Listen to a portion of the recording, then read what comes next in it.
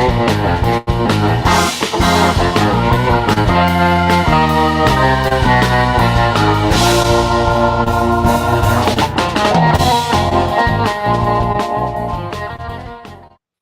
what's going on? It's 8 o'clock on Tuesday night. That means it's time for Proper Royals Live. Welcome to the new set. It's the old set, but I just flipped it around. So I'm not going to grab the camera because then I'd have to reset it. But the antique diver picture is over there.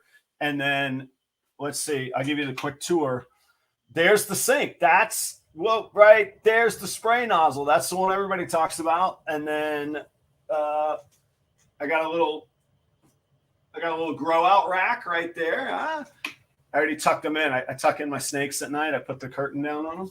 Little hatchling rack over there. So it was just a matter of efficiency. Man, my desk was creating a real choke point right here. And with my coming change up of the job and the remote work, my main contract going away, I really suddenly didn't care nearly as much about the backdrop, and I needed this to be an efficient area. So anyhow, I hope you enjoy it. Let me know what you think of it.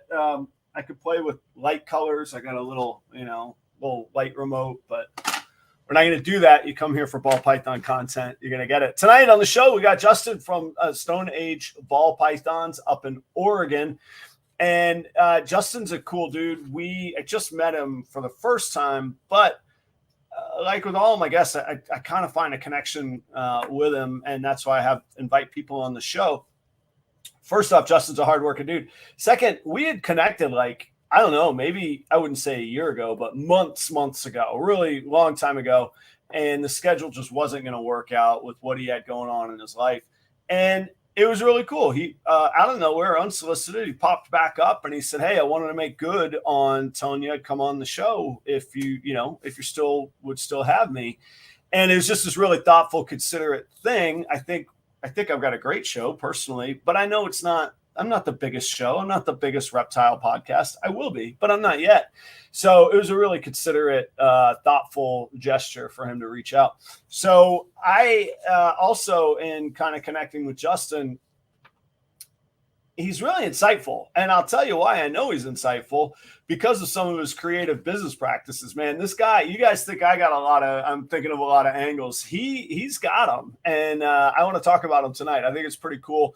I like minds that are sort of always going, always looking for the next innovation, the next improvement, solving the problem that's in front of us right now. And I think Justin's got that. So we'll talk more about that. Also, he's working on double recessive clown pied projects, which is always cool to geek out over. So that's cool. Stick around. Justin me on in just a second. If you didn't see the email from Morph Market come through, they have a new a search for alert, I think that is what they're calling it. But it's a feature that you could put in animals that you are looking for, combinations of genes that you're looking for, and Morph Market will send you an alert when an animal ticks those boxes. I think it's a great innovation and a feature. But as God is my witness, and actually I don't even need God as my witness, as John from REDLINE as my witness, I flew out to Denver, Colorado this summer. And don't get me wrong, it was a vacation trip. Got to see some shows at Red Rocks and whatnot.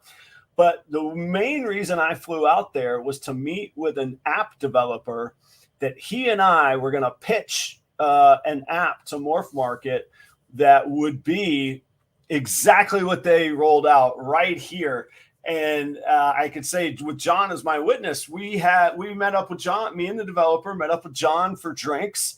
And little did John know we were going to pick his brain for as an unbiased user. Is that something that the community would be interested in? It wasn't a proprietary idea. It wasn't earth-shattering. What we thought we had was the angle to get it done with John from Morph Market, and it never came to fruition from us. But funny enough, there it is from John at Morph Market. So go check that out. It's pretty cool.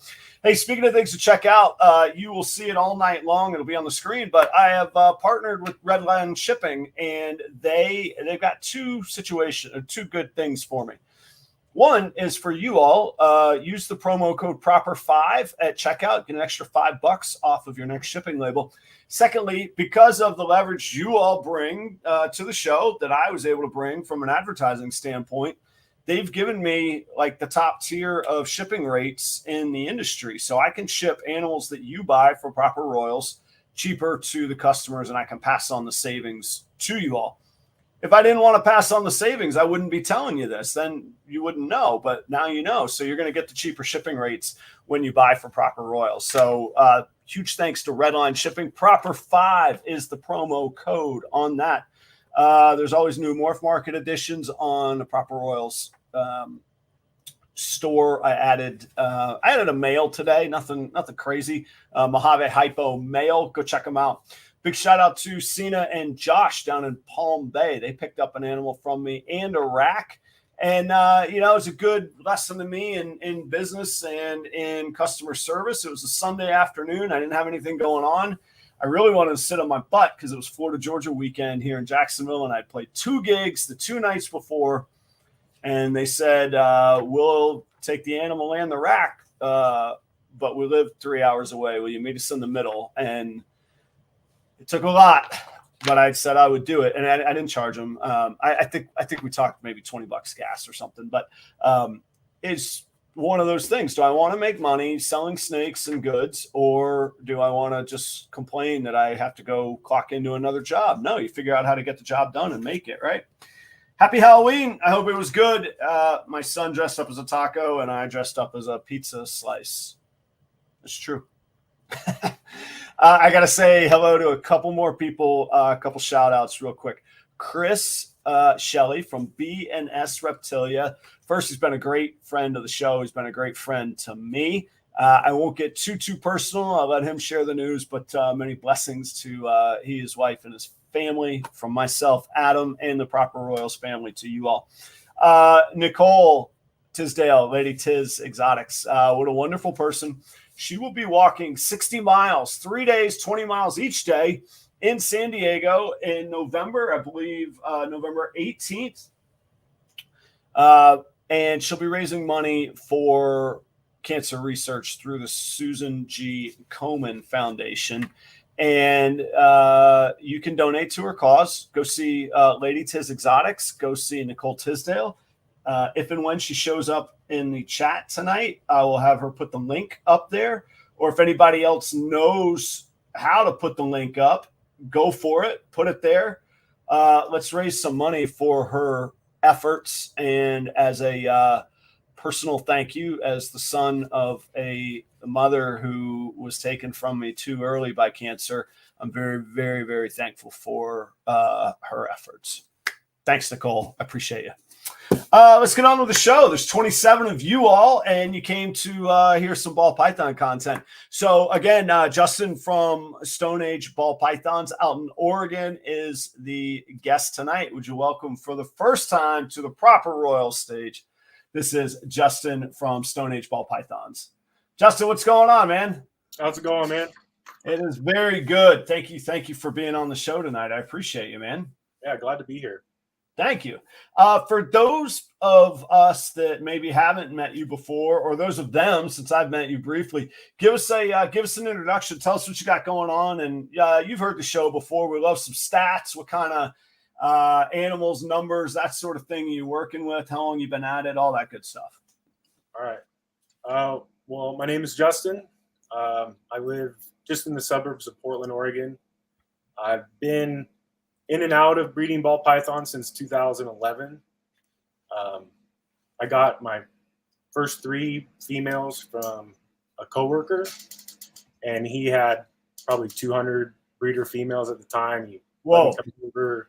This was like 2008, and he worked for like an importer. So he got to like go through stuff and pick stuff I out. see. And so he got me my first 2 normal females. I didn't have a ton of money back then. So I got 2 normal females for me and my, it was my girlfriend at the time, who's currently my wife. Well, that's good. That's always a happy story. She's the one, I say, cause she puts up with it since I've been with her. Like I got my first snake when I was with her. She can't really say anything now. But yeah, so I started getting my first couple ball pythons in 2011, grew them up, and kind of just started turning my brain like, this is interesting. It looks like a feasible. It was more of like, at first it's always the hobby, right? Yeah, it's a side hustle. It's the hobby. Can this pay for itself? Can I get that next cool snake? Yeah. So I convinced my my best friend to invest money with me, and we bought a breeder black pastel female and black pastel spider male. Breeder And male. this was in 08 or 11? This was 2012 when I got it. Okay, so well, that's pretty early on for those morphs, huh? Yeah, it wasn't cheap. Yeah. My buddy helped me get them, and I bought a couple other ones. I bought a caramel albino, which I know it's like it's a dead project or whatever, but I'm more doing that for myself. Yeah. Let me interrupt you real quick, only because it's timely. Shio, yeah, you could ship anything in any packaging you want. Redline just prints off. They're basically a broker for FedEx, and they use the volume buying that they can do for the lower prices. So yeah, it's you could use whatever packaging you want. Go buy the label from Redline, and I bet even without my code, it's cheaper than the other company. But yeah, check them out. You could ship whatever you want, however you want. All right, Justin. Sorry. Normally I don't interrupt for comments, but that one was kind of Yeah, you're good. all transparency. Redline's made my life very good, so I gotta take care of them for a minute. Yep, got to take care of those who take care of you, for sure. Yeah. So I say like 2012, I started making YouTube videos and getting out on social media and the Facebook groups and kind of feeling out the community and seeing what was going on. Was that the same channel that's live now on YouTube? Yeah. Okay, cool. So that's a 10-year-old channel on there, ball python stuff. It's not a ton of stuff. It's all different stuff. It's insects, dart frog, how to breed insects, dart frog. Like I built a dart frog vivarium. Yeah. With built-in waterfalls and stuff, and I recorded that and different projects I had. I kind of look back and laugh at it now. I'm like, man, you had no idea what you're talking about. I was just making it up as I went. But yeah, so I bred in 2013. By that time, I had like maybe 20 snakes or 20 ball pythons. And I started breeding. I think I had 3 clutches my first year in 2013. And at the time, I was living in my great-grandparents' own townhouses, like a row of them or whatever. Okay, gotcha. And I was living in there, and they passed away. And my grandpa and his brother sold the place, and the people that came in, that the new owners are like, here's your 60-day notice, get out. We're going to completely remodel them and skyrocket rent. But so that kind of stalled all my projects. I had to move into a 1-bedroom apartment. And there was just no way I could keep my collection at that time. Right. So yeah. I ended up giving them back, or not giving them back, but like loaning them out to the guy who got me into it. We wanted to sell me my first snakes. I'm like, can you take these, breed them, whatever? So he had them for five years. Wow, really? Yeah. So in the meantime, I had got into the electrician program in 2014. So I was working full time, going to school, and I just said, hey, do you want to deal with this while I'm in apprenticeship school? He said, yeah, no problem. And we kind of lost contact over the years. We didn't talk as much. And in 2019, I bought a house, and I built a ball python room in my garage. And I'm like, bro, I want to get these back. And he actually, in the 3 years, had like multiple rack failures, like overheating or no heat, and pretty, like half the stuff that I had given him had died. Yeah. Yeah. Oh man. So when I got all the stuff back that was left, I just kind of was like a restart. You know, I'm like, I learned all the mistakes from back then. Like, don't buy 30 males. Like, I didn't do that, but because I had some structure from my buddy who's like, don't just go buy a bunch of males, buy females, grow them up, take your time. Yeah. And so that's what I did. But yeah, so I ended up getting like 14 of the ball pythons back from my original collection. Okay. But 2019, I'm like, it's a reset. I like did a ton of research into the market. What has happened over the last 5 years? What did I miss? And it just blew me away. Coming back after 5 years, I hadn't even been paying attention to combos, and the stuff I saw, I'm like, oh my goodness, this got it. Yeah.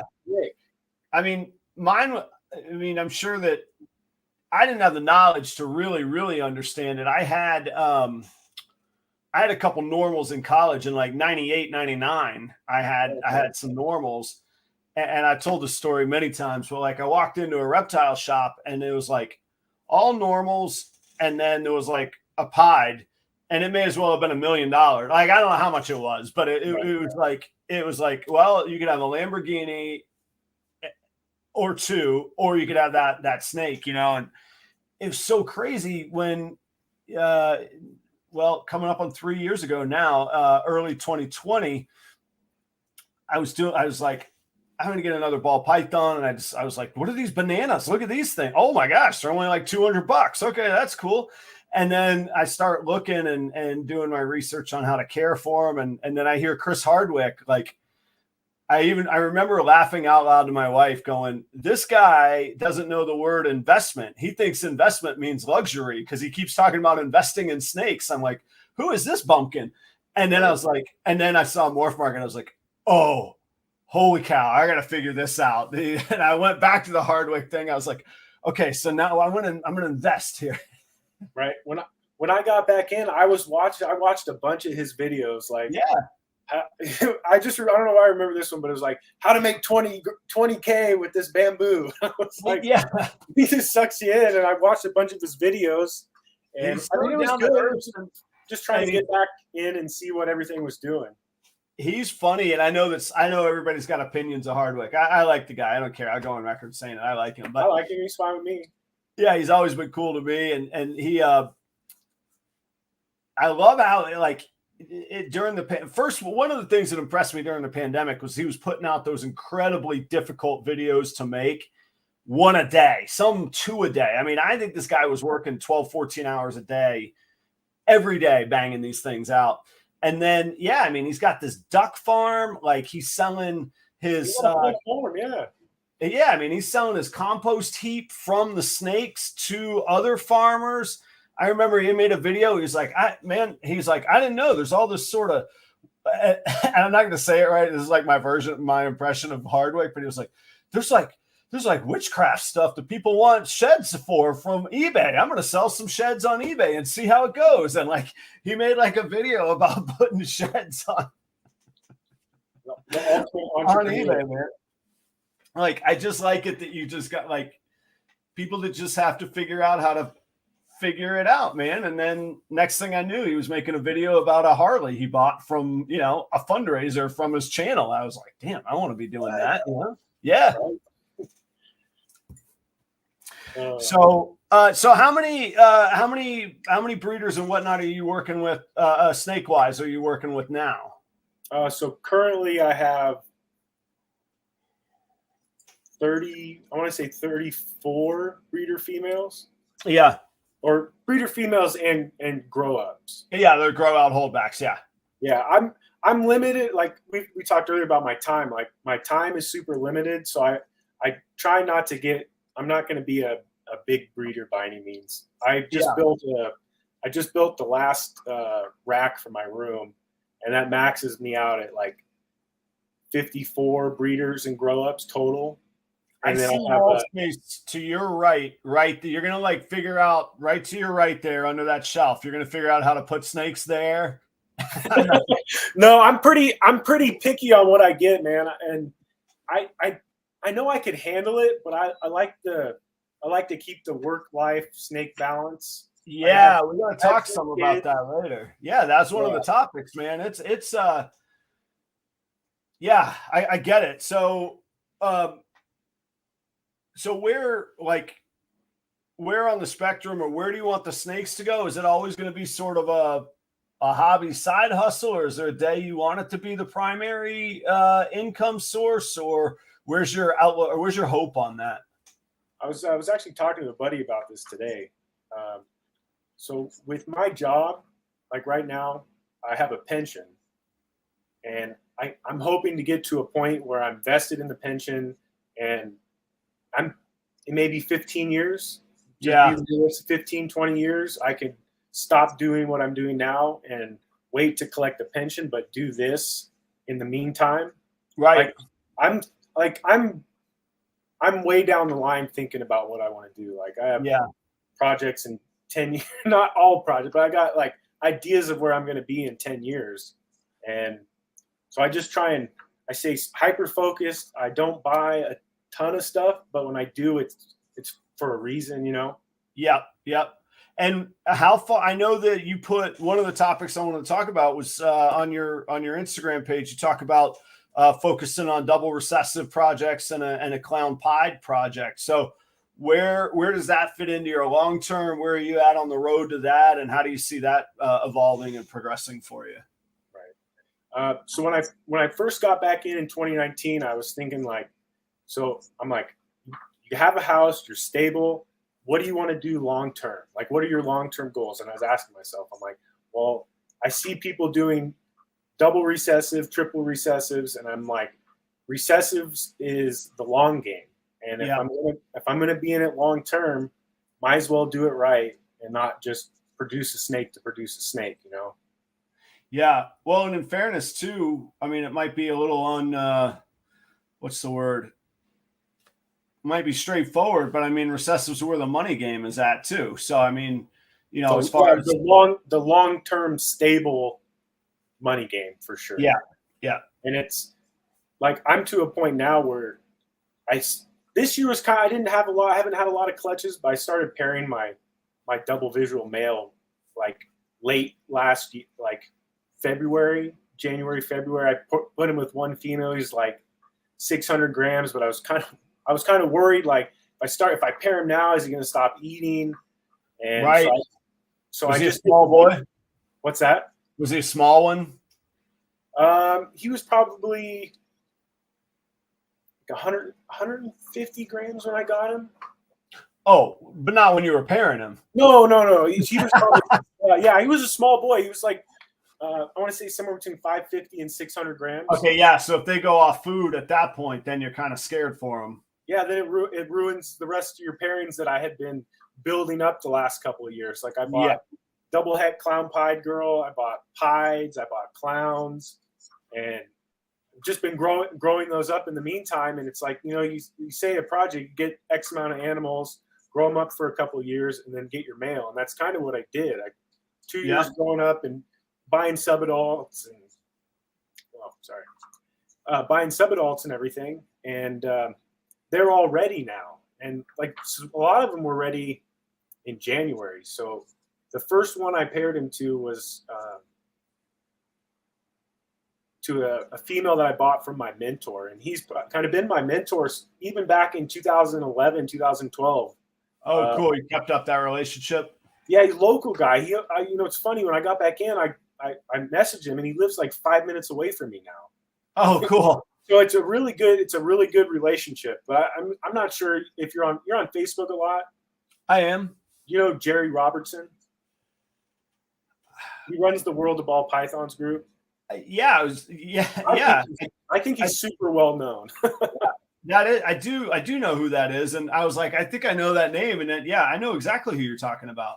So that's the guy who kind of took me under his wing back then and explained stuff. And when I got back in, he was he's always been more than willing to help. Like, he's the nicest guy. I know he helps people every day. Like, he gets so many messages. I'm like, dude, you need to start a Patreon page. Yeah. But yeah, he's a real super cool guy. I got a pastel vanilla Mojave Spectre het clown female from him in 2019. And so she's pairing my leopard enchi clown pied. They've had 4 locks, and she looks like she's full of eggs. So I'm like, I've only had 4 clutches this year, but the previous 2 years I had 8, and then 9, and then 4. But it's because of the late pairing with the clown pied that I think either the last part of this year or the first part of next year, I'm going to have a lot of clutches. Yeah, I gotcha. Yeah, so it threw off. Yeah, I gotcha. So, and you said you had a double visual recessive or double het? Double visual. You do a clown pied? Yeah, leopard enchi clown pied from CD Constrictors, Corey. Ooh, man, you're on your way then. So, well, the thing is, man, I didn't have a lot of money when I got back into it. I had just like freshly turned out as a journeyman electrician, and I bought a house that was just at my budget. And it was like, I didn't have any extra fund money to go buy snakes. So I saved up all of my money from 2019 and the 2020 season. Yeah. All of 2019 and the halfway through 2020, I bought them July 20. Oh, I'm losing track of time. July 21. Year ago? Yeah, I got him. Sorry, I'm trying to remember all this time. No, I got him July of last year, and so I had saved up 2019 and 2020 and some of 2021's money, and I bought him with all profits from selling. House shows and stuff. And you have? Did you say you had your female double hets were coming are up to size, or that's this season coming up? That's starting right. She's probably locked with the clown pied 3 times. Cool. Okay, so you got a 25% chance to hit some double visuals then, man. Yeah, I'm hoping. That's my only shot at double visuals. But I have a visual clown female, so I'll make clown het pieds, and I have 4 pied females. So I'll make a lot of pieds that are het clowns, and that's going to be pretty much everything female clown pied I make. I'm keeping most of the clown and pied het of the opposite. I'm keeping. Like, this is my year, like to hold a bunch. Like, I want to hold like 15 to 20 animals. Wow, yeah. Back this year, and then start moving out single and double gene females. Okay.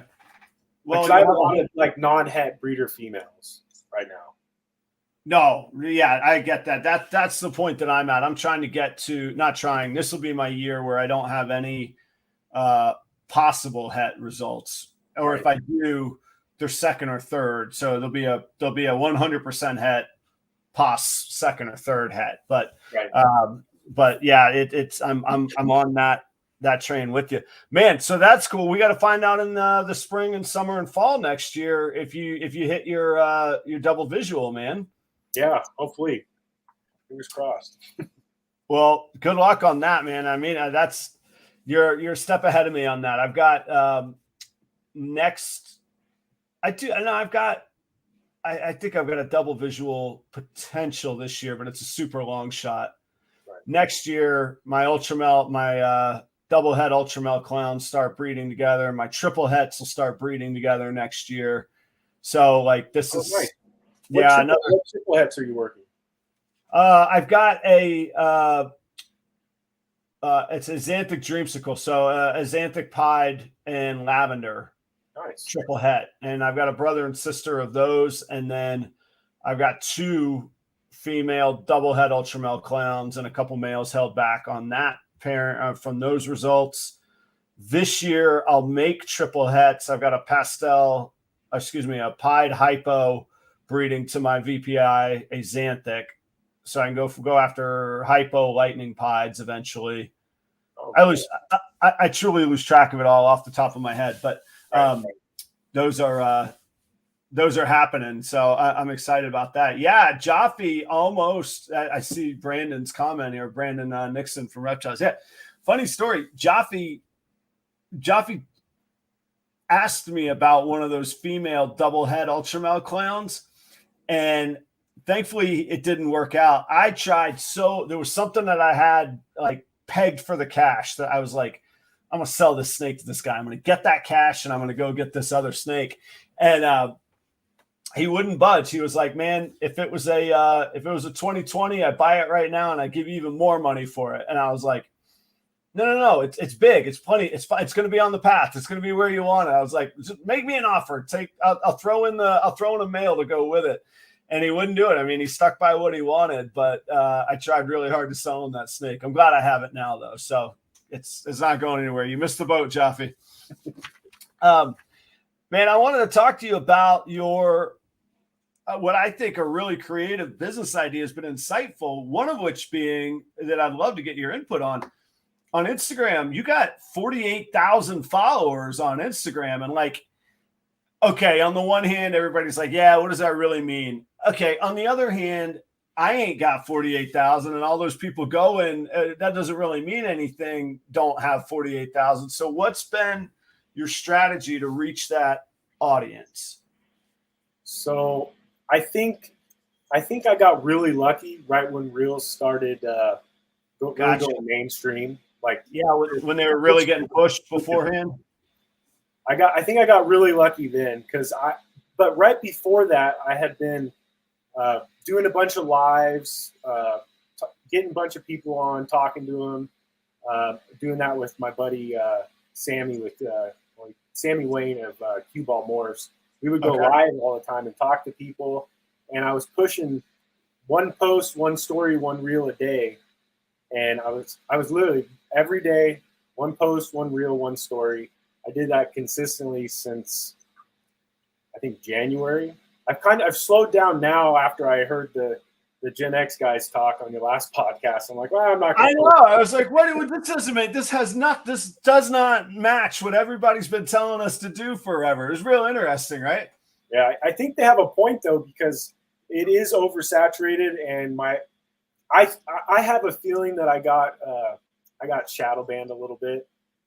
I was out of town for a week on a hunting trip, and then I went to the Arlington show, and I put up video of Hardwire Exotics table, like with the prices, and they gave me a community strike for it, as if I was trying to sell live animals.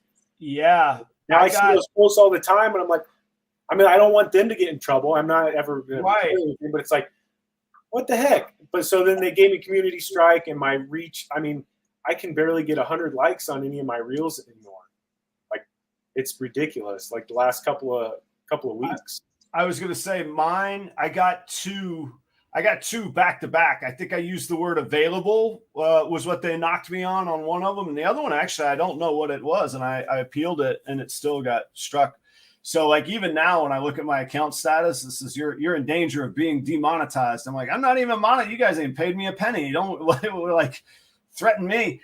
But I don't want to lose my account, all joking aside. And it's weird. The past 10 days, I think I've had 3 reels go above 10,000 views. So it's like I'm slow. I think I'm slowly emerging, and then like right back down to 200 views on a reel. So I don't know. It's not just you. It's every other account. I've been like looking at other people's accounts, and their views are, even the people that were going viral non-reptile related, I see theirs, and theirs are all way down too. I don't know if it was just the algorithm change or something, but it's everybody across the board is pretty down.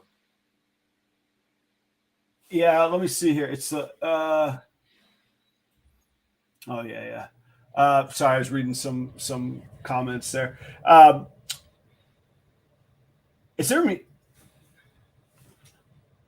I feel like there's music coming. Do you have music in the background or anything?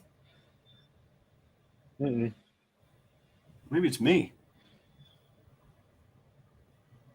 Maybe I'm getting some feedback. Sorry, guys, if y'all hear that in the audio. It could be my kids upstairs on the TV, maybe. Oh. I just don't want to, I don't think it's distracting enough to worry about. I just don't want to get hit with a copyright or whatever if you were playing like something in the No, no music. I'll get yeah. Give me one second.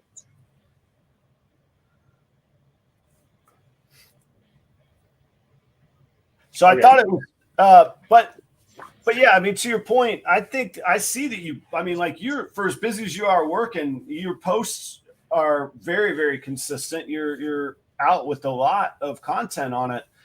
And I got to put you on the spot for a minute because I've noticed this on myself. And then I saw in your hashtags, you use hashtags that target an audience from India. And I've noticed like I don't know if you heard me say on the Gen Z show, like if I look at the countries where I'm big in, like I'm off the charts in India right now, man. Right. I don't know if there's a big ball. That's where all my videos went viral. Like I have one that's like I got up to like 22 million views, and that was all India. I mean, not all, but like a large portion was India. So I was trying to target the people that liked the videos that I was putting out. I was doing a lot of like frozen thawed feeding videos or whatever. Yeah. Well, and I think, it's funny because I won't name anybody specifically, and I think all the opinions are valid. I hear a lot of people in the audience, not tonight, but just in general, scoff at like, again, oh, the followers don't matter, or oh, they're somewhere else in the world, or oh. I mean, honestly, they don't matter. It's not any. Like I would rather have 1,000 close people that cared about what I was doing over that. It was just a way for me to capitalize on being monetized on Instagram. And but I paid for 3 years of rats for my whole collection off of Instagram. That's why it matters. There you go. It opens doors and it creates opportunities. I completely agree with you as far as customers and a community I interact with. Yeah, I love the 1,700 subscribers on YouTube, probably more than I would value whatever crazy number I can ever get to on Instagram. Other than it provides opportunities, it provides income opportunities, it provides advertising and open doors opportunities for the exposure. So I don't knock it one bit. I was intrigued to go, well, all right, I'm going to try an Indian hashtag tomorrow and I'll see all about it. So Instagram bought me a new fence, paid for my trip to Arlington, hotel, food the whole time I was there. And it exposed me a lot more people. Like I went down and so my buddy Sammy at Cue Ball Morse, he's friends with a lot of those guys down there. He's up here in Oregon, but he's got a huge collection of like the craziest stuff. And we're really good friends now. I go down to Salem and hang out with him. He just had a stranger clown clutch hatch and almost wow, nice. But yeah, he's been great, and he's so going like the business wise. So I met him through doing breeder loan. I lent him a sable clown female, a breeder female, to breed his stranger het clown. And that's something we're working on together. But he's the one that gave, like I was telling you about the rat business. He's the one that gave me the idea to outsource the rats. Yeah, so tell us about this. When you say you're outsourcing the rats, so you own the rats, but they're in a different facility. Mm-hmm. And so you have an allergy like what's you that? have an allergy like I do. Like you can't even be around the rats very often. Yeah, I try my hardest to get everything. Like hatchlings are easy to get on frozen thawed. It's the adults that haven't had it. So it's like it took a while to get everything on it, and I have some holdouts that only eat live. And like, well, you're a cool female. I can't not feed you, you know. So exactly like, right. I'll feed them live, but I have some that I've hatched out or got as hatchlings and fed them frozen thawed to like 1,000 grams, and then they hit the wall or whatever, and they won't eat it anymore. And I've tried every week to feed all these snakes frozen thawed, but I end up having to give them alive. And so what is the business model? There's somebody else with the facility, but you own the rats. So I paid to help buy the rats. I built the rat racks, helped buy the tubs, I put in like a 20% of my money into this breeding facility, but I'm hands off. So it's two of my other buddies that run everything. They both have snake collections, big snake collections or big ball python collections. And so we pretty much, we supply one pet store in our area, and it covers all of our costs for food, bedding, everything. So we all get our rats for free. But I've been taking, I get fairly good deals on frozen thawed, so I buy as many as I can at a time, and I have two big freezers, and I probably have 700 rats on hand. Just so I'm always so paranoid about not having enough food to feed them. So I'm like, right. No, I understand that, and I get that. I've stared that in the eye before. Man, I love the idea. So hypothetically, now you got my wheels turning. I personally spend $5 to $6 grand a year, $500 or $600 a month on rats. Yep. For the size of collection that I have, and of course I intend to grow, so that number is going to go higher. And now I use YouTube revenue to bring that down, advertising revenue to bring that down, etc. And it does okay. I'll cover maybe 40% of it, which is pretty darn good for just hanging out and talking snakes, So, but now you got my wheels turning, because I bet for 1 year of rats, I could outfit somebody with just killer equipment, let them start their own business with the caveat that you're the priority. Yeah. And if Tito's watching, I'll still always buy my ASFs from Tito. But otherwise, yeah, maybe I need to get into the rat business. It's not a bad thing, man. I haven't personally taken any rats out of the business. I said, sell them, let's put it back in, let's build more racks. So we're actually at this point now, we've been doing it for 9 months. We're at the point where we're like, all right, we're going to build 6 more racks and double production. So then we'll be able to supply more pet stores and then potentially turn it into a business one day. Yeah. Profitable. We're all getting a cut of it. There were some big players here in my neck of the woods that were big players on ball pythons that have the Florida Rattery completely has put all their attention to the rats rather than the ball pythons. Hey, I got to interrupt for 1 second. Hey, John, I want to say hey to Incolon.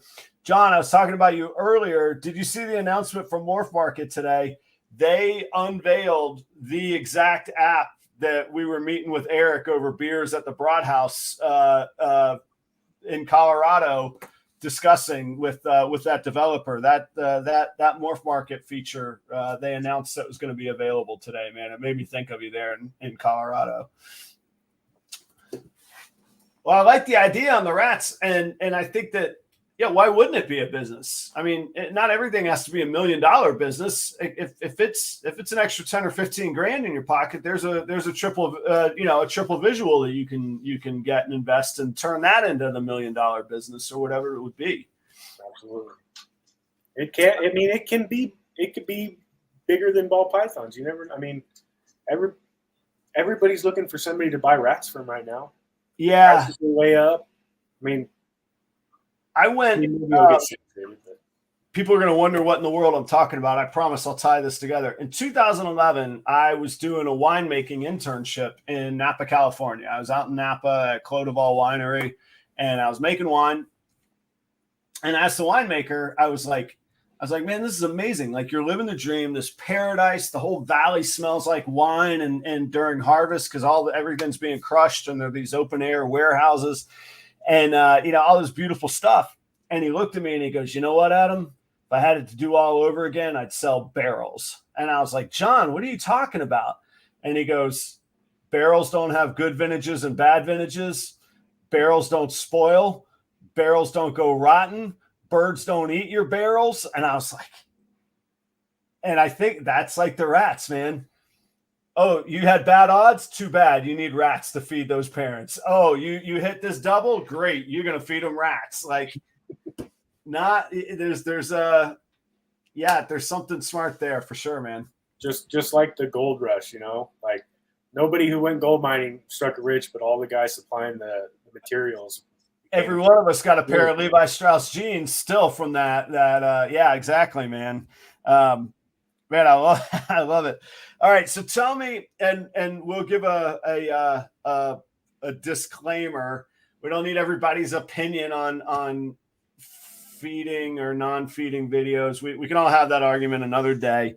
Tell me, I haven't seen it. I didn't go check it out, but I saw on your link tree you have a very, very specific Patreon niche. Is that right? I haven't done anything with it. I kind of created it, but haven't advertised it or made it or advertised it that much. I'm eventually would like to lead into that. I think I've experienced a lot of stuff that can help people. But I mean, I'm more than willing to, like, I had it on my bio for a long time. I'm like, if you have any questions, just DM me. I'll answer it. It's not like I'm gonna. It's still on your bio, Happy to help anytime, something like that. Yeah. Like any question I get, like I love it, man. I'm like, this is part of my life. This is what I enjoy. I'm like, if I can help you not deal with like your whole clutch dying, or if I can save something, like, why wouldn't I help? Like, even with silly ID like messages, like, what is this? Like, I'll try.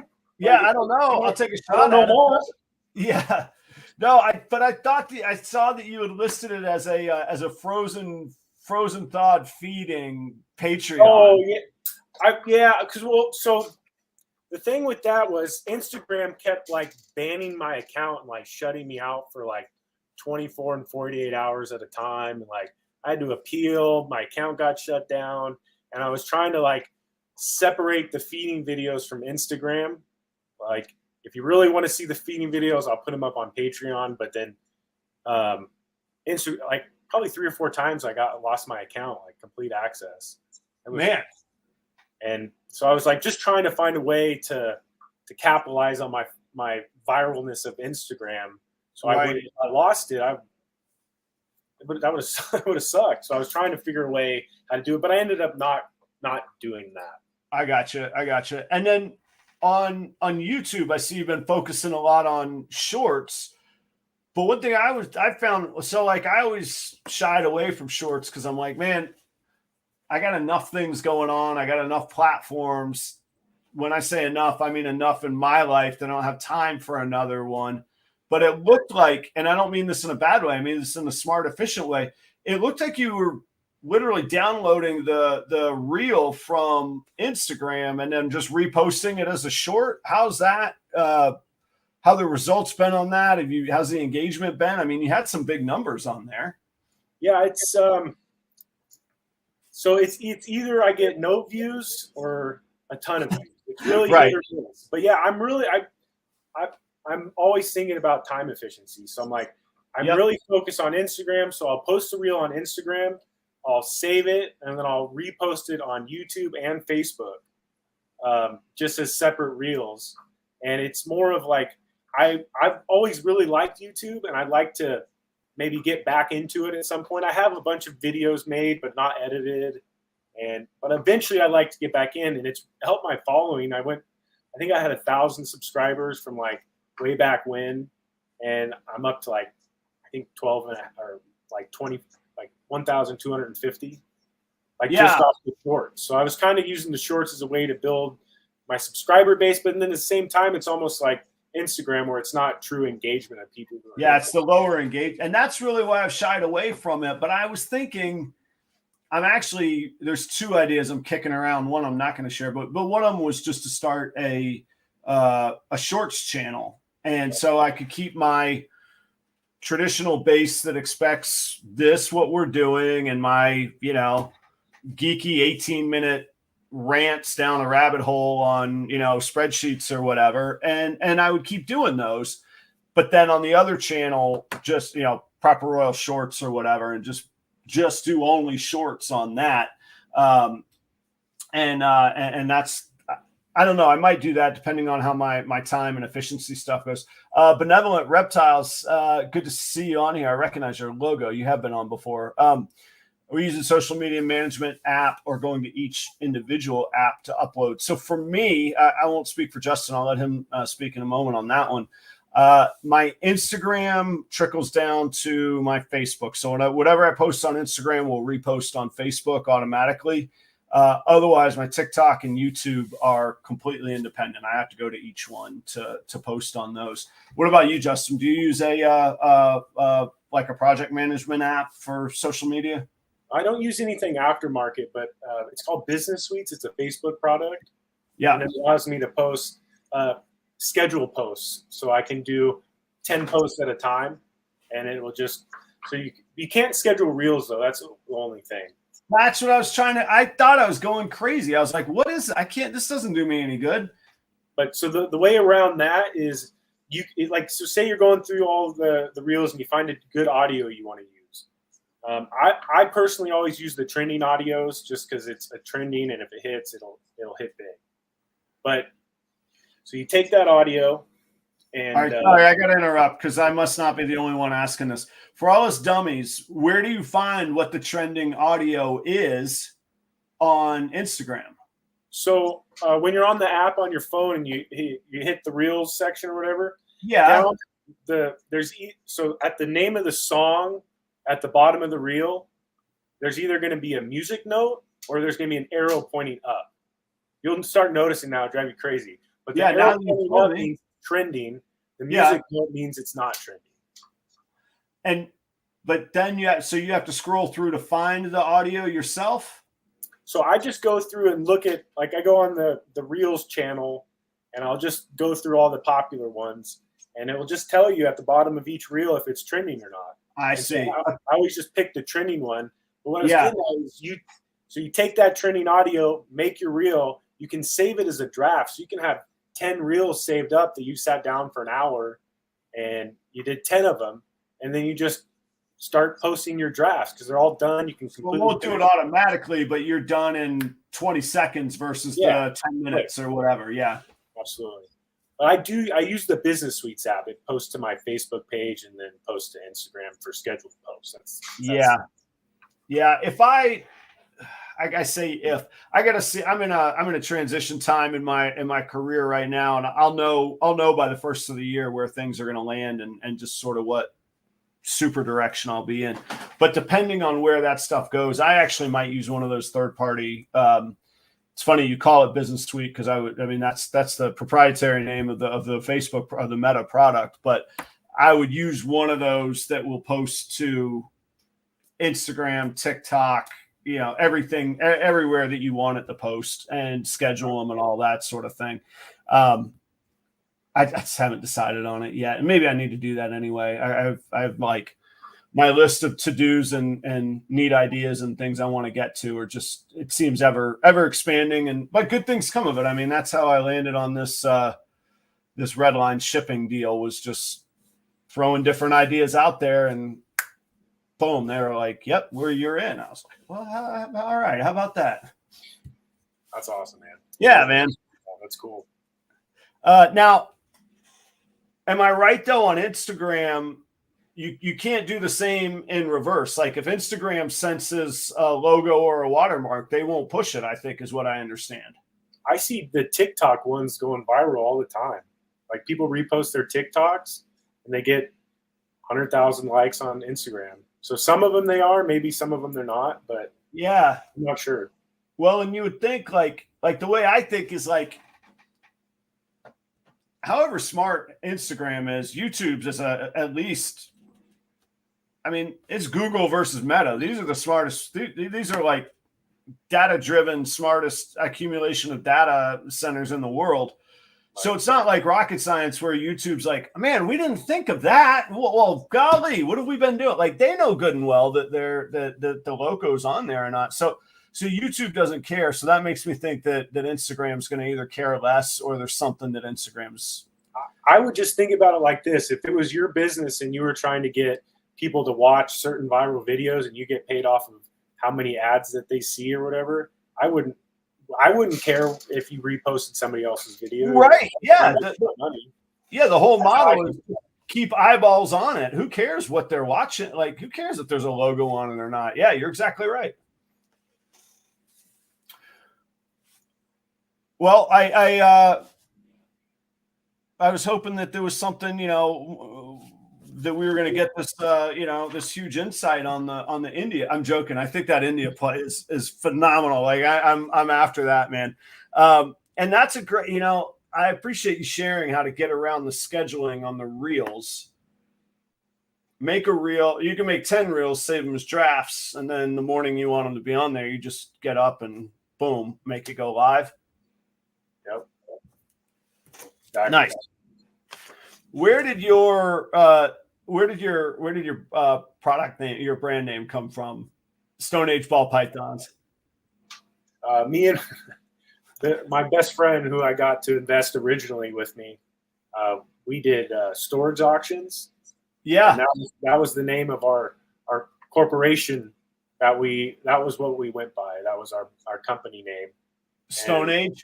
Yeah, StoneAge. It was just straight StoneAge. But when I started getting the snakes, and he helped me buy the black pastel female and the black bee. I'm like, it was like right in the beginning stages. I'm like, well, if I'm going to be online, I need to have a name. Like, what am I going to call myself? I'm like, StoneAge. StoneAge ball python. That's it. So I just kept the same company name from all of our different little business ventures. Yeah, I like the ring of it, and it wasn't like JB Pythons, or you know what I mean, like just something vague. I wanted it to be a brand and to stand out, because I've always been kind of business minded. I sold, or as assistant manager at Cutco selling kitchen knives. So I'm like, I'm good at sales. I'm good at talking to people. Like I was like, and I kind of just wanted something that would stand out. Yeah. I think it's important. I've talked, there's a guy, Steven at Leviathan Snakes, Steven and Courtney, his wife. We talk a lot. Like you say, you didn't want it to just be JB pythons. Like, and that was, I wanted to convey an idea of things done right. The properness, that's where proper royals came from. And I made it purposely vague in case my neighbors stumbled across mail or something that said proper royals. They wouldn't be like, proper cobras, like. I actually just listened to that podcast. You talking about that? Yeah, I mean, I was in this community where everybody was 25 years older than me. It was just, and I worked there. There was no way I could be like, yeah, and by the way, there's 60 pythons in there. That just was not going to. That was not going to fly. My buddy here, Tyler, Oregon Exotic Balls. I vended at his table. He let me put some animals on it, but he had that issue with his homeowners people. Like they were trying to make him get rid of all of his small pythons. HOAs are crazy. I did a lot of. I've owned this house for 14 years, but I've only lived in it one and a half of those years. It was a rental property otherwise. And I was moving into back here into Florida, and I had that same concern. I was like, man, do they have laws again, like the HOA laws of running a business out of your home? And they don't. We have an HOA, but it's the Wild West, and I have my FW in Florida to breed, not to breed, to sell or display a ball python. You have to have a Florida Wildlife Commission license. I have my license. I got my umbrella policy. I declare all this on my taxes. Come get me. The lady cutting hair next door, she's doing the same thing I am. It's just with a different business. That's all, so we had to, but I did have to double check that, man. I was like, I can't be undercover in one way and then trying to grow in another way. It just wasn't going to work out that way, That was my main criteria when I bought my house. I'm like, I don't want to live in an HOA. I don't want somebody to tell me what color I can paint my house or whatever. But I get it. There's benefits to it. They do your lawn or whatever. They upkeep everything. It's a nice community. The benefit for me was I already owned the house, and the other one was worth a whole lot of money. So there we go. The math was real easy. I was selling that one, and I was moving here. That's what there was going to be on that. speaking of people doing really well on social media, what's up, Ryan? Y'all check out Welcome to the Grow Tent. And Ryan, other than Grow Tents, also has a really banging ball python collection. And Ryan, you always sign in under Welcome to the Grow Tent, and I stumble on what your ball python name is. I'm looking at my calendar over here because I've had you on the show. You're real good to me, but I can't find the name of your ball python channel. So drop it on there if you wouldn't mind for us, Ryan, when you get a second. Tell us about some of the family interactions with your snakes, the family, the business, or the family, your work business, the snakes, and kind of time and all that. I mean, you do work that can eat up 12, 14 hours of your day, man. How do you, any strategies on balance and all that? Does your family help out at all? It's pretty much like cleaning, feeding. It's all on me. My daughter, she helped a little bit, but she's not super into it. Yeah. And then I have a 3-year-old and a 1-year-old, and they're just not at the point of helping. And my wife, she doesn't mind them. She's just not into them or a fan of them like I am, I guess. Yeah. She puts up with it, which is great. I'm thankful for that. Right.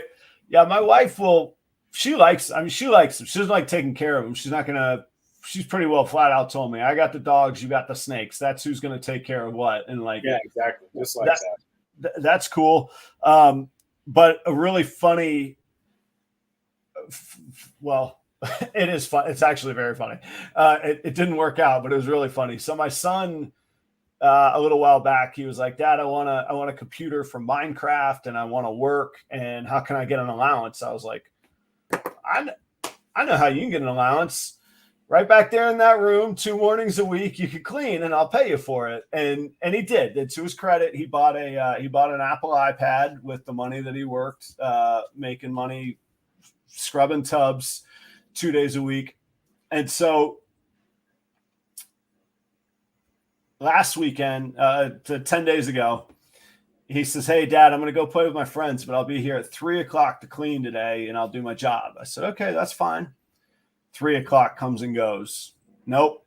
3:30. Nope. 4. No. 5. No. I'm like, this kid ain't showing up. So I set the cleaning so I can be the dad and make the scene of, no, I took care of it. I got it kind of thing. And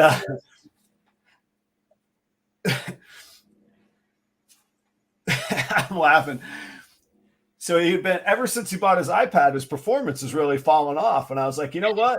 This is the time for a really like grown up business lesson. I pay him, he does the work. We're gonna treat this as a business. And I'm like, we have this like imaginary line out here in the garage. This is like business land inside the home. We're not allowed to mix the two. We're whatever we say out here stays out here. And so he finally comes back and he goes, oh man, I forgot. And I was like, oh, you know what? In my world, if I have treated my work that way, they would suspend me and I would get a write-up and I'd be on my final written warning. So you're suspended for a week and I'll take care of the work next week. You don't worry about it. And afterwards, we'll talk about your continued employment. And he was like, oh. And I said, hey, it doesn't go inside. You're not in trouble inside. I'm not going to be mad at you inside. We're cool. So today after school, he goes, Dad, so this week I did all the cleaning. And he goes, we got to talk about the snakes. And I said, oh, okay, cool. So he comes out, he goes, I've decided I want to quit. Oh, no. Oh, that's not the outcome you were looking for. Yeah, he was like, I really thought about this. I've decided. I thought about what you told me. I'm out. I'm done. You don't have to worry about depending on me anymore. No, that's not what I wanted. Oh man, that's hilarious. Yeah, so I was like, and okay, there's my great fatherly business lesson I was gonna teach him. Poof, he taught me the labor. The next one is supply and demand. That's right. Yeah, the labor get you back to work. The labor always has the leverage. Labor always wins, man. Yeah. But I was like, oh man, I gotta tell people about that on the show tonight, man. I was dying laughing. That was funny, man. Yeah. I'm hoping that as my kids get older, they'll get more involved, because I really do want to make it like a long-term into retirement project. Like Right. I've bought stuff to start working towards triples and eventually quads. Like I have big plans, and I'm like, if I can get them involved and I don't have to do any cleaning, and but they'd have to be serious about it. Like I'm not Right. like, if they were serious enough, I would invest more money to grow bigger as we went along as they got older. But it'd have to be something they had a passion for. I'm not gonna. I never force anything on my kids. I expose them to as much stuff as I can, sports, whatever, music, everything. And then I told my daughters, I'm like, whatever you're most passionate about, let me know, and we will go 110%. Yeah, and I hope you win it. Do whatever you want to do. Yep. Yeah, I bought my son a guitar. I play a lot of music. I bought my son a guitar at 3. Like, you don't have to take lessons, just there for you if you want it, kind of deal. Never touched it. Doesn't want it. But he's 10. Like it's I didn't even start playing until I was 14, so he's got time. But yeah, you never know. That's the cool kids in high school these days. They'll want to learn. Yeah,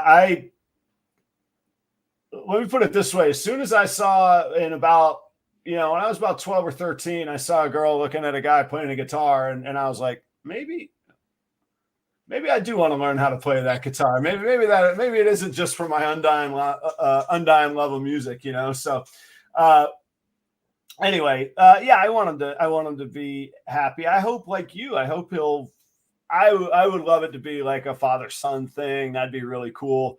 But really, I want him to understand how money works and how businesses operate. And if he chooses to go into something that way, great. And if he doesn't, it's not because he didn't understand it or he was scared of business.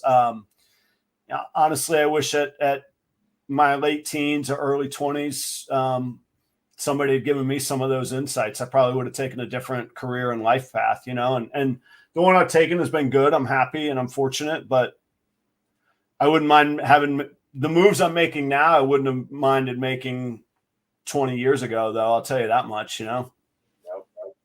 Same. Yeah. So, let's see, audience. If you guys, person for your kids. What's that? I said that's why we have to be that person for our kids and give them all the options. It is, you're exactly. You nailed it on the head. That's who we got to be. We got to be the people that do give them the options and the support to let them be their own. I'm sure we've all felt at one point or another, seen somebody like feeling like boxing us in, or you have to go this way, or like anybody could choose realistically with any kind of dependency what in the world they're going to do with the rest of their life at 16, 17, or 18. Holy cow. What a bad concept, right? Right. Like, I wish I knew the options that I actually had. Back then, like, there were so many other options than the paths we choose, but it's like you can't do what you're not aware of. No, and for me, it was going from never having an allowance from, my father, turns out, was fine on money, but from you'd have thought we were always knocking on the door of the poorhouse, man. Like I always thought it was just catastrophe, the end of the world. And then I got about to my mid-teens. I'm like, you make fine money, Dad. Why are we eating ramen noodles and bologna sandwiches for the past 12 years? This is ridiculous, man. So I went and got a job, and I was like, I could wash dishes and just be here. Doesn't matter if there's actually dishes to wash or not, and you'll pay me. And they're like, yeah, you got to show up, though. I'm like, oh, I'll be here, man. Don't you worry. If that's the deal, I'll be here, man. Right. So, audience, guys, if you have anything you want to bring up to Justin and myself, we got a bit of show still to go, not to worry. But I always want to make sure that you all know that we're watching you. I'm not always great with the shout outs and all the names, but I do keep an eye on the chat.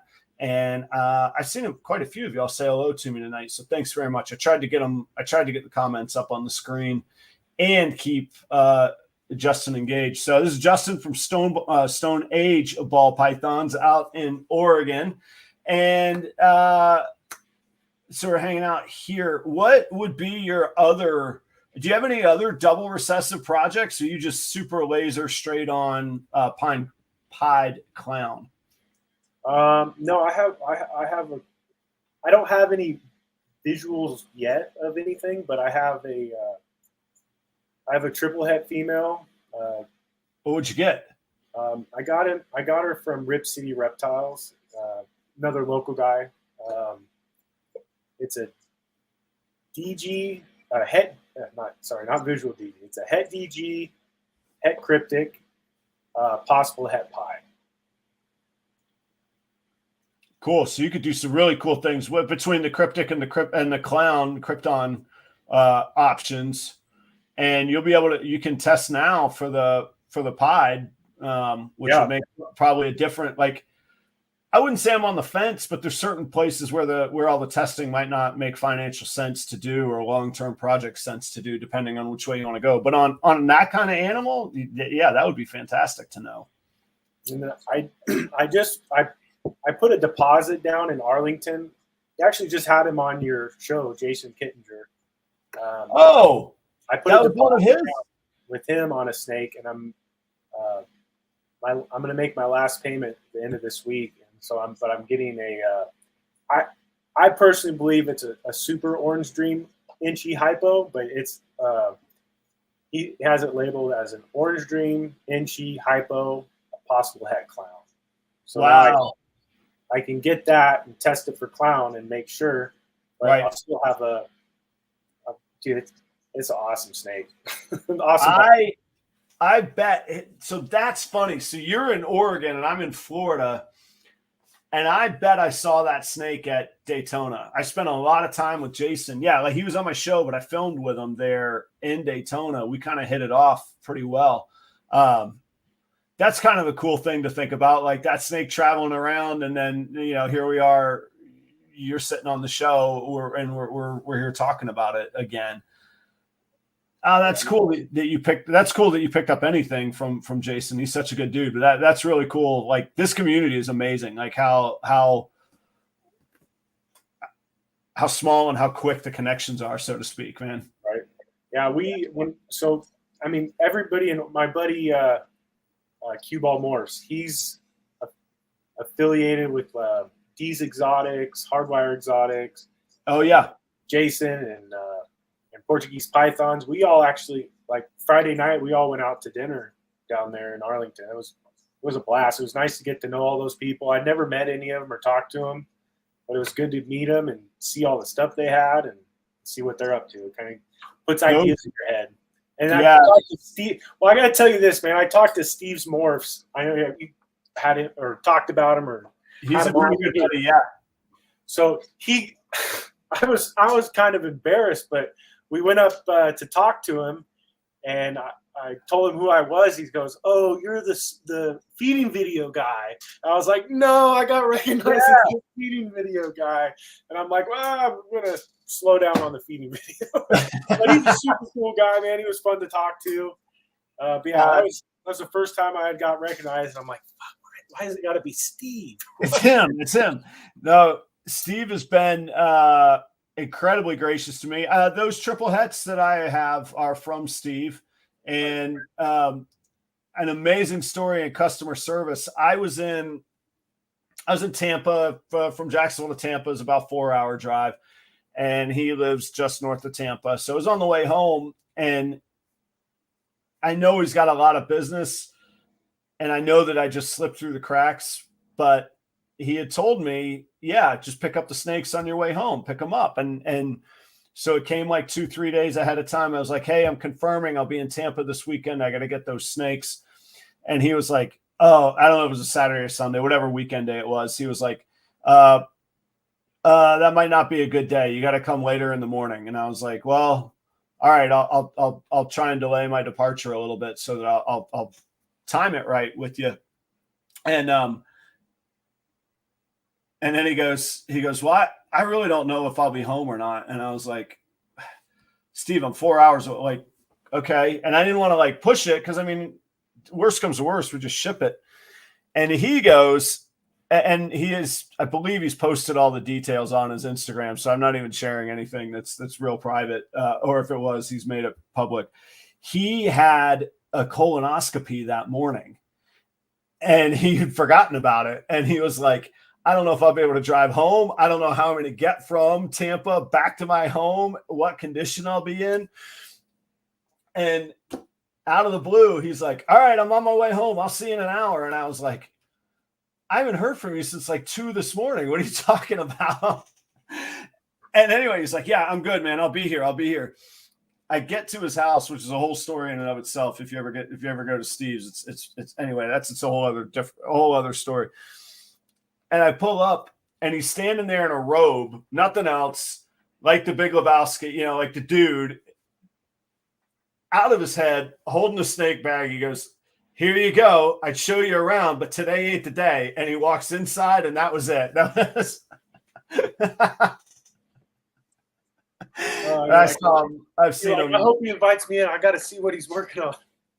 Dude, yeah. Oh, yeah. And he does, but I'll tell you, he's super gracious. He does a Thanksgiving breeder fest kind of thing, and he invited me to that. He's filmed videos for me and that stuff. He won't come on the show. He's got to go to his daughter's house to get internet connection. So he's like, I can't come on the show, man. I'm like, okay, whenever you want, man. You're welcome to, though. But he's a good dude, man. I highly recommend Steve to anybody for that matter. He's a good guy. Yeah, that's the feeling I got for sure. If you ever get a chance to have a beer with him or two, he has no filter, man. He will tell you the good, bad, and ugly, according to Steve, of everything and anybody that you want to know, man. I'm not going to share any dirty laundry, but he at least has opinions. I don't know if they're true, but he damn sure has opinions, man. So, well, Justin, I want to say thank you for being on the show. I think I mentioned to you off air and audience. Sorry, I'm going to cut it. I'm a little bit on a hard time and finish tonight. it's all good, but I had a day that is one of those that makes you stop and think about your family and the things that you appreciate, and kind of screwed with my head a little bit. And so I got some things to tend to. It's not my son quitting cleaning the snakes. That's not and it's not an issue. It's just, maybe I'll share it sometime. I got to get my head around it though, but I got some things to sort through and tend to tonight. And I'm going to go do that. And Justin, I want to tell you, thanks for being on the show. I'll finish the way I started. You reaching back out to me really made me feel like validated, that it was like somebody would think long enough in their mind to be like, man, I got to get back to this dude and like keep up the intention to be on his show. And it meant a lot to me. And I'm glad that we're bringing it to life right now, man. I'm really pumped about it. Yeah, I'm glad you have a podcast, because I'm a podcast guy. And when I first got back, there was no podcast. Like there was the ball one, but it like had died out. But I think he just started again or whatever. But there wasn't anything to listen to, and I've been starting to listen to more. I've listened to a lot of your old videos. I've been listening to the MJ guy. Just trying to get a feel on the community. It's and I like the platform, and it's good conversations, good information. Like I just want to know how everybody else is doing it. So maybe if that way's better, that I'll try something new, you know? Yeah. And thank you. And I appreciate it. It's been a unintended consequence that there is such a community. Like on any given night, I probably know, I've never met most of the people person to person, but I know who 60 to 80% of the audience are, and the bigger number grows a lot. And it's been just a great way to build a community. Not to dwell on something, but today it was like really great. I was like, well, I have my show tonight. I'm going to put all this other stuff on hold, and I'm going to go hang out where I know that I'm going to be really happy. And that was a cool feeling. And that's, I was going to say, as much about the audience as it is you. It's more about the audience. I don't know you that well, but now I do. But now, now here's another layer of that community. So I'm really thankful for every bit of it, and I look forward to hanging out again. I want to go. What's the next big show? Like the next NARBC show that you're going to go to? You're going to be doing Tinley or Arlington again? So I went with a big group of breeders from up here, Pacific Northwest, and we've been kind of chatting about it. Like, what show are we going to do next. We thought Daytona, but I think we decided we're going to be at Tinley. At Tinley, gotcha. And in the February show there? I'm not the February. I think maybe the next fall, the October. In the summer, yeah. Yeah. Well, hopefully, if things pan out the way I want them to in 2023, I'll be at some of those bigger shows in the Midwest and Texas. And I hope we get to hang out with you. And if you do come to Daytona, you got to let me know, because I will be there. That's not but an hour and change from my house, so I'll be right there. All right, yeah. If I do make it, definitely I'll let you know. Well, very cool. Justin, I want to say thanks so much. Stay on the line for just a second before we wrap up. Audience, thank you so much. We'll be back next week, same time, same place. Do me a favor, if you haven't, check out REDLINE shipping. They've been awful good to me, and you can get an extra $5 off your next label. Proper 5 is the promo code. Thank y'all so much. I'm going to hit the music. I'll see y'all next Tuesday night, 8 p.m. Eastern time, right here at Proper Royals. See you guys. Oh.